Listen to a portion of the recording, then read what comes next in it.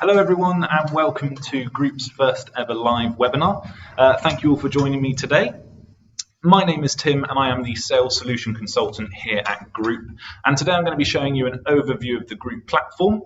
If you do have any questions throughout the webinar, then please feel free to add them below as there is a live chat and I'll then get round to answering those at the end of the session.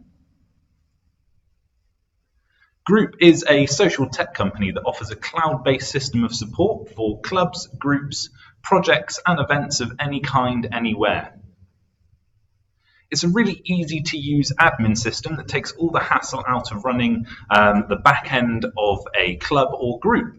And Groop not only suits independent clubs or groups, but because of its full circle offering, this means that umbrella bodies who are responsible for hundreds or maybe even thousands of clubs or projects are able to gather consistent data and communicate through their hierarchy. We're also a team of experts from areas such as sport, education, charities and the voluntary sector who brought technology in to solve a problem. During today's demonstration, I'm going to be covering the three key main areas that we tend to focus on. They are the governance, the communication, and the data. So let's get into it. First of all, I'm going to go ahead and log in via the member login at the very top of my screen here.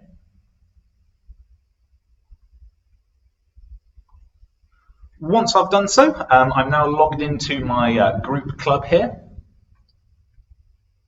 And the first thing that I tend to land on is the dashboard. The dashboard here enables me to see upcoming events, a few notes about my total potential subgroups, the number of people within their events, and also group registrations. I also get to see the latest notifications, so if there's anything that I might have missed, I get to see those at the bottom here. At the top of the page, I've also got a bell notification. If I'm in a different tab, I can come to the bell notification and actually see the notifications at the top here. When back on the main dashboard, at the top right-hand corner of my screen, I have my profile here.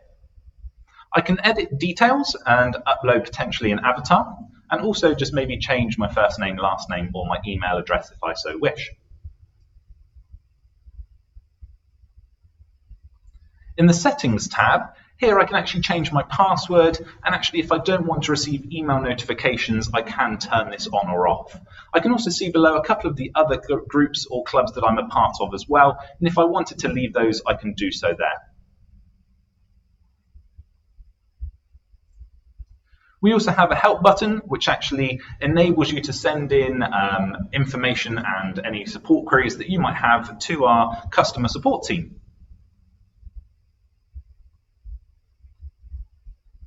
And from the top here, I can also log out of my account as well. Following on from this, we have the My Group chat area. In here, this is one of the main communication areas that we have within the Groop platform, alongside a couple of others, which I'll get to a little bit later on. But first of all, in here, I can actually communicate with the whole of my club. It's a little bit like a nice a feed for all those members to communicate with each other. They can write comments, they can post, you can like each other's posts that they have done. Again, you can also add images via the small circle here. And again, I can also filter this feed down via maybe it's only specific people that I want to see or be notified of these specific areas. Within here, I can also customize the page nicely via the header at the top here and also maybe of a logo. With this, when I am now creating a post in the area just here, I can actually send privately to specific individuals if I know their email, name, or a label. And if you are in a hierarchy, then you can actually post to subgroups beneath you via this area here. I could post to a specific subgroup. In this case, I've got region or maybe a caution workshop. From here, going down the news feed, I can actually see other posts, and in here I can click onto comments to see what those people have written, and again I can see the number of likes as well. Moving on to the people database, in here I can actually see everyone within my group or club, and from here, depending on the level of access I have, I can obviously access this, but it might be that other members within your group won't actually have permissions, and I'll come on to those in just a moment. But in here I can filter these lists down, so whether it's by a specific role or maybe a label. And again, I can also shorten the columns, so depending on what I want to see, if I don't want to see the state here, I can actually get rid of that and just have the most relevant ones to myself or the group that I'm a part of. Creating a person is also nice and easy and simple. At the top here, I've got the create a person and can click into that. From here, obviously, there's quite a bit of areas where I can add information, and I can add as much or as little as I want. It depends on if I want the user to have access to the platform, or maybe I'm actually doing it just for a data collection side of things. So in here, I can obviously pop first name, last name, and the role side of things here. You'll notice that the platform actually comes with 4 standard roles. They are admin, staff level 2, and a member. And admin is all bells and whistles. You've got full-blown access to everything. Staff is the same as admin, but you can't add further people. So you can do everything else, just not add more people to your group, because otherwise that staff member could add themselves back into the group as an admin and then have full-blown access. So the staff side of things is the same as admin, but can't add more people. Staff level 2 is the same as staff. So the staff level 2 can't add more people, and actually they just have a look view only. So they can't edit or change anything. They can just jump in and have a little look at things if needs be. And then a member is the most sort of basic one of all 4. They actually only get the 3 options at the top here, depending again on their privileges that they've been granted. But for us, the standard member only gets to see the My areas. You'll also notice I actually have a couple of additional ones here at the bottom: volunteer, member adult, host, and coach. Now these are actually ones that I have specifically created, and the way that I've done that is at the bottom here I have roles, and I can come into here and actually create further roles for my group. So at the top here I can create the role. Depending on what that role is, I can then actually add specific privileges to that person. So for example, if I wanted the individual to only be able to see the resources folder, for example, and maybe the settings area and other groups, I can actually select these from the list here, move them across, and then create that role. Going back into creating a person, obviously where there's a box, you're more than welcome to fill it with as much or as little detail as possible. And you notice that we head down to the labels, and the labels is actually a bit of a running theme throughout the platform. You'll notice it when we head to the events and also the group pay admin. In here, I can actually stamp a label against an individual, and the way that I do that is by searching in here for the specific label that I'm after. However, if I have got admin access or I have the privilege to be able to create labels, I can jump into here and actually select which label I want to create it for. So in this instance, I've got quite a few either categories or specific labels. Here I've got the category of team, and within that category, I have multiple labels. Jumping back into the people area, if I head down to the labels section and type in, for example, mixed, I know that I have a label labeled as mixed first, seconds, and I can then associate that label with that individual, and I can actually add as many labels as I like. There's no restriction on that. Heading further down, again, where there's a box, you're more than welcome to fill it. We also get to one of the new features within the platform, which is the Guardian section. In here, I can actually assign a guardian to an individual. For example, we actually have a cap off of age 13. So 13 and under, unfortunately, won't have access to the platform. But from in here, I can actually assign a guardian, a parent, a carer to that individual, and they can then actually access the platform, even if they don't have an email address or a login, but they want to be kept up to date with what events they've got coming up and potentially what invoices they need to pay. And the way that I'll do that is jump over to the My Dependent section. You'll notice here that Will Smith doesn't even have an email, but because I'm a dependent of him, I can actually log in as that user. And you'll notice that on that left-hand side here, I've actually now got a depleted sort of list, and these are the only areas that I can see as Will. In here, I can obviously still communicate with everyone. I've got access to the feed, and again, I can see the events that I've got potentially coming up and any invoice that I might have to pay on his behalf. If I go ahead and just log out of Will, it now takes me back to the area that I was in originally, and I'm now back to myself and jumping back into creating a person. Heading down the page, obviously I've now actually got a couple of additional boxes, and this won't be the same for everyone. So these are actually customizable fields that I have created specifically for my group. In this instance, I've got DBS, and I can actually upload a specific chosen file and also punch in a renewal date, which can be really handy. So jumping down to the customizable fields area, in here, I've actually got the couple that I've created, and these are actually for the people. I can also create customizable fields for events as well. For example, I've got one for a session plan too. Therefore, when I'm in the People's tab, and I head down to my customizable fields that I've created, it might be that the DBS isn't applicable, and therefore I can actually just move on to the membership information. But it might be that further up in the form that we've been heading down for the users, there isn't actually a DBS slot for you to do so. So being able to create that customizable field gives you sort of free access to do anything on the platform.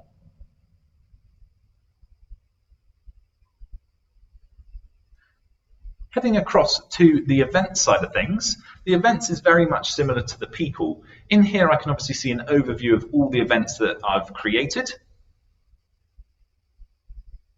And in here, just like the people, I can filter this list down, again, via maybe a name. For example, in this instance, I'll put practice session, and it actually just shows me all of the practice sessions within here. Creating an event is, again, nice and easy and simple. I've got the event details, so the event name, a start date and time, a bit of a description and the location. And you'll notice, again, we've got the running theme of the labels. In here, again, I can actually attach specific labels to this event and then report on that at a later date. At the top, I've also got the plan. In here, I can pop in a date and a bit of a description and who it was actually planned by. Again, I can filter this list down. Again, I can also select maybe specific people, or if I want to invite the whole sort of team to it. Again, I've got invited. Nice and simply here, I can actually specifically select who it is I want to invite to this event. And again, I can filter the list via maybe a specific role or a label that is attached to that individual. In the evaluation tab, you can obviously pop in a date and a bit of a description. And again, I can actually select the individuals that I want to evaluate or have evaluated the session.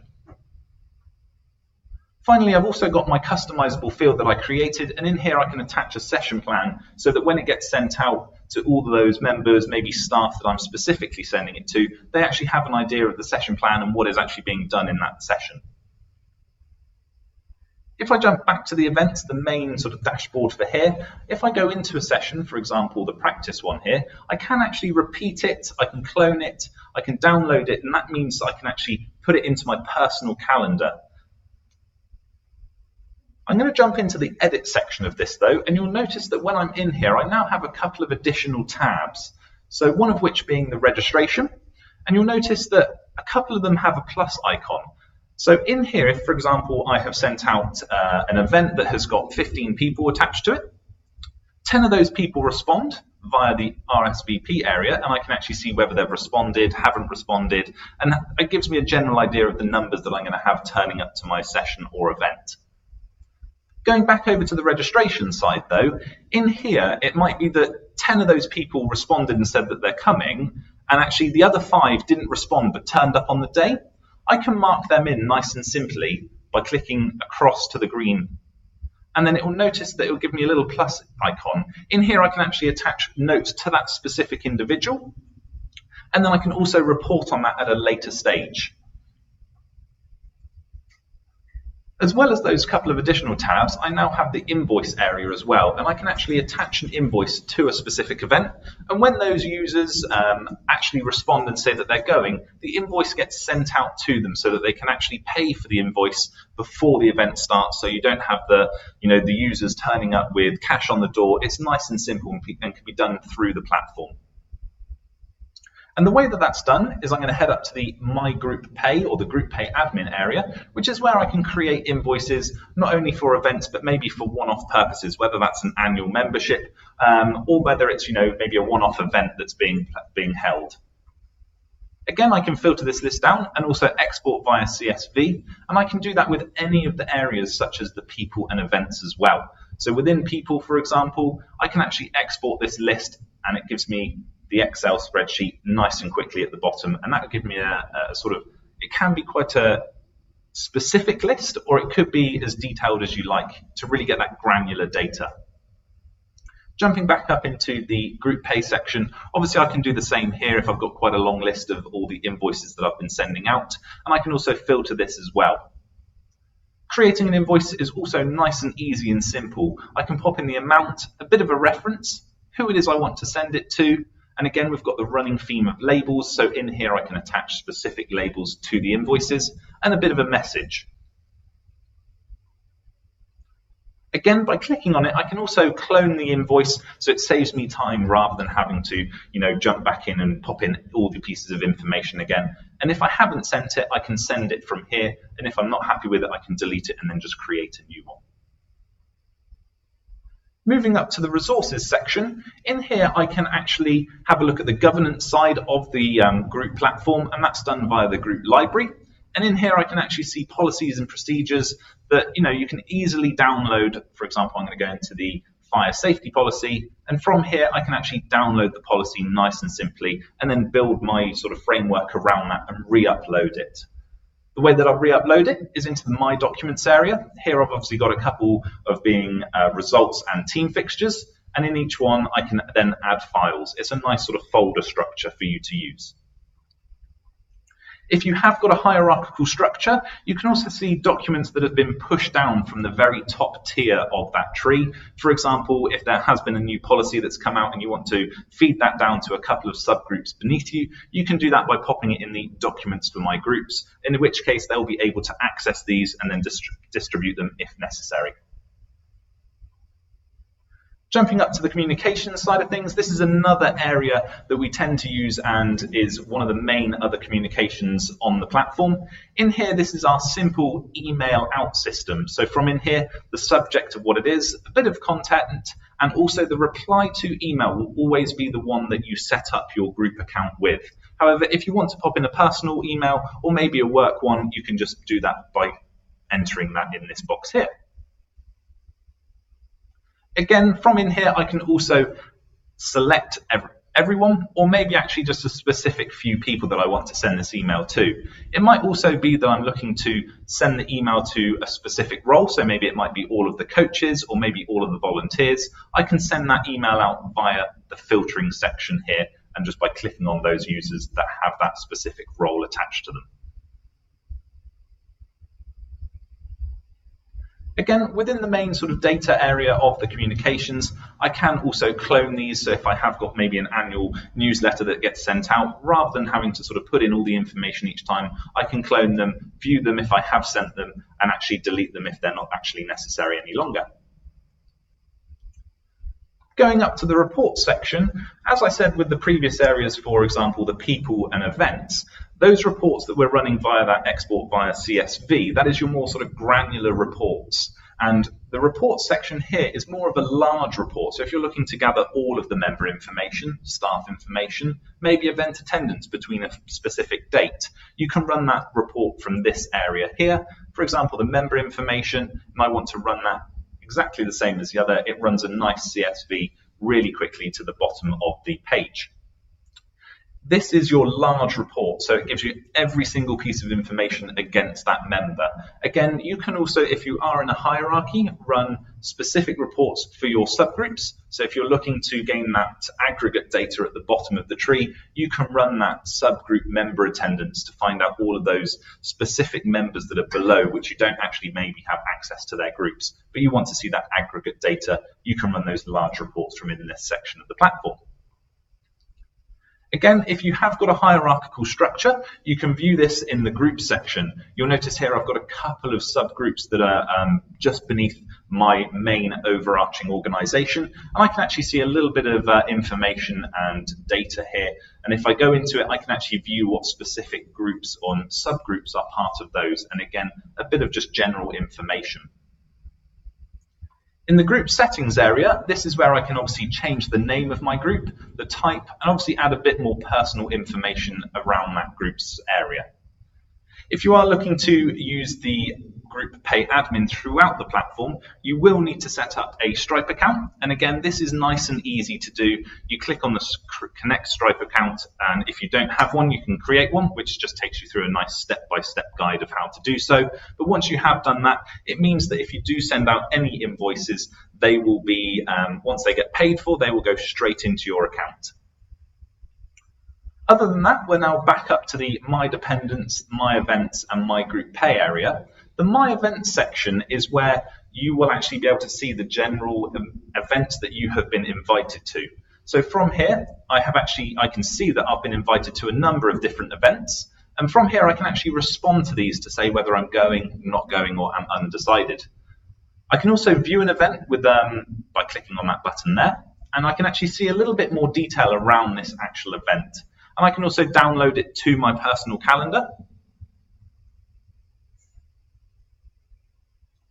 And again, I can also filter this list via those that I want to know the ones that I haven't responded to, because these are most important to me. And again, I can respond nice and easily by clicking I'm going, at which point it gets successfully updated. And then as an admin or a staff user, I would be able to see that update in the events section.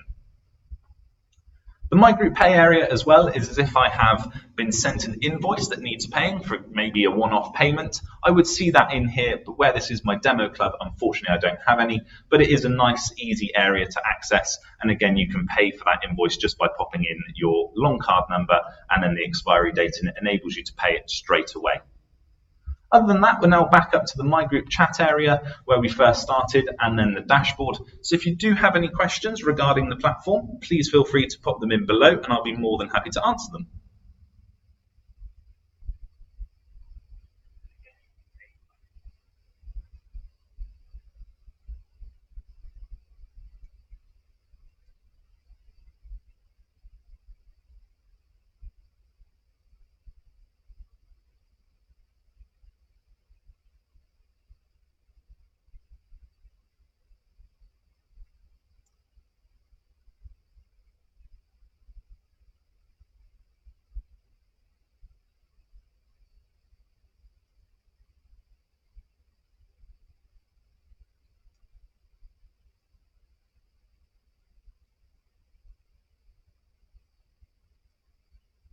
Looking at it, it doesn't look to be that there are any current questions that have come through. But obviously, if you do have any further questions following on from this, please feel free to send them through to the support team and we'll be more than happy to answer them for you. Other than that, it's been great to have the first live podcast and webinar, and we'll be looking forward to seeing you in the very next one, which is in a couple of weeks. Thanks, everyone. Bye-bye.